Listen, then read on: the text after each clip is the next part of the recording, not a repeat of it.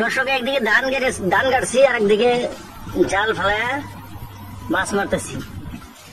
মাছ কিরকম পড়তেছে তার দৃশ্য দেখেন। মাছ, খালি মাছ, মনে হয় ঘন্টায় না বললে 10 কেজি মাছ। পুঁটি, ট্যাংরা, তারপরে নয়ারি, রৌ, এগুলা মাছের দৃশ্য দেখেন। মাছটা মানে সে পড়তেছে। মাছ মানে এত মাছ, মাছের কথা আর কওয়া পারতেছি না। বাপরে বাপ, পানি আর মাছ সমান। দেখেন তো, পানি আর মাছ সমান।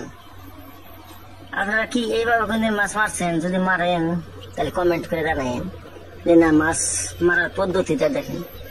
আমরা গ্রামের মানুষ, কিন্তু তথাপি মাছ মারার পদ্ধতি দেখেন। কিভাবে মাছ মেরে খাওয়া লাগে, তার মাছ কিভাবে মারা লাগে, তার টেকনিকটা আপনাদেরকে দেখাচ্ছি।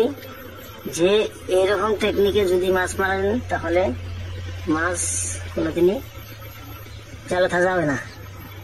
মানে ওই দিক থেকে আসে এদিকে পরে আমরা তখন খুঁটে নিয়ে ওইটা পাইলে রাখি। মাছের অবস্থা দেখেন, একে রাহে মাছ পড়ে আছে। কত মাছ! ধান খেতটা বোঝানোর মধ্যে খালি মাছই মাছই। ধান খেতে মানে পাড়া দেওয়ার জায়গা নেই মাছের জন্য, এত মাছ। বাপরে বাপ।